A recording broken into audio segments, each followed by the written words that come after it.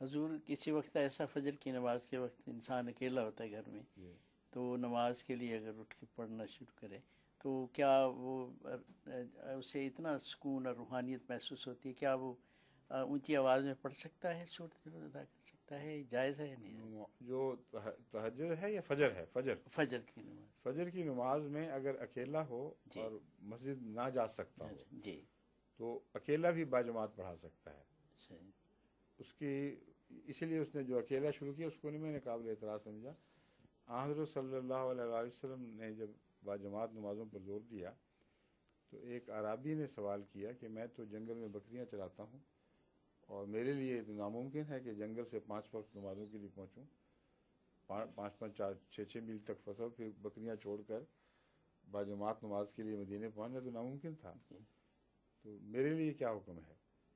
آپ نے فرمایا کہ اگر جب نماز کا وقت آئے تو اذان دیا کرو، ہو سکتا ہے کوئی مسافر اذان سن کر تمہاری طرف آ جائے اور پھر تم مل کے باجماعت پڑھ لیا کرو، اور اگر کوئی نہ آئے تو اکیلے تکبیر کہو اور باجماعت نماز پڑھو، اور اللہ تعالیٰ فرشتے اتارے گا جو تمہاری اکیلی نماز کو باجماعت کر دیں گے. اتنے عظیم الشان پیغام کے بعد کسی شک و تردد کی گنجائش ہی کوئی نہیں رہی.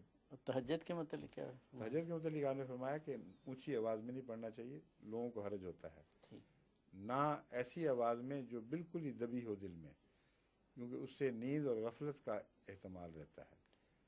تو آپ یہ پسند فرماتے تھے کہ ہلکی گنگناہٹ کے ساتھ یا سرسراہٹ کے ساتھ آواز نکالی جائے جو سوتوں کو تنگ نہ کرے اور اپنے کو جگائے رکھے.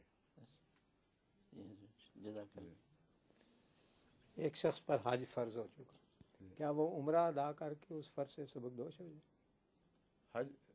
حج کا فرض حج ہے، عمرہ تو عمرہ ہی ہے، جی زائد ہے، نفلی چیز ہے، نفلی چیز. حج کا قائم مقام نہیں ہوتا.